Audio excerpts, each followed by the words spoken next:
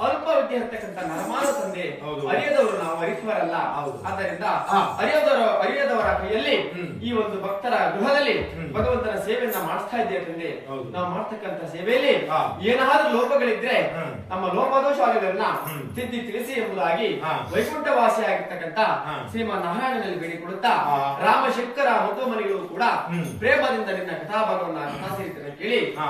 ಕಾಮಿತಾ ಫಲವನ್ನು ಪಡೆದು ಹೋಗಿದ್ದರಂತೆ. ಹೌದು. ಆದ್ದರಿಂದ ಹಾ. ಆದಿ ಮೂಲನೆ ಹಾ. ದಯದಿ ರಕ್ಷಿಸು ಹಾ. ಓದಿ ಹೇಳ್ತಿದ್ದೇವೆ ಭಗವಂತನ ಶನಿಕತೆ ಎಂಬುದನ್ನ ಹಾ. ಹೇಳ್ತಕ್ಕಂಥ ಕಥಾಭಾಗದಲ್ಲಿ ಹಾ. ಅರಿಯದವರಾಗಿ ಮಾಡ್ತಕ್ಕಂಥ ಸೇವೆಯಲ್ಲಿ ಏನಾದರೂ ಲೋಪಗಳಿದ್ರೆ ಹಾ. ಇಲ್ಲಿ ನೆಲೆಗೊಂಡಿರ್ತಕ್ಕಂಥ ದೇವತೆಗಳು ಹ್ಮ್.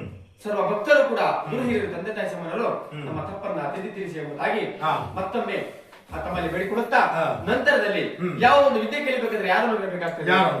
ಗುರುವಿನ ಅನುಗ್ರಹ ಹೌದು. ಬೇಕಾಗ್ತದೆ. ಹೌದು. ಆದ್ದರಿಂದ ಹಾ. ಆದ್ದರಿಂದ ಯಾಕೆ? ನಾವು ಇವೆಲ್ಲ ಸೇರಿ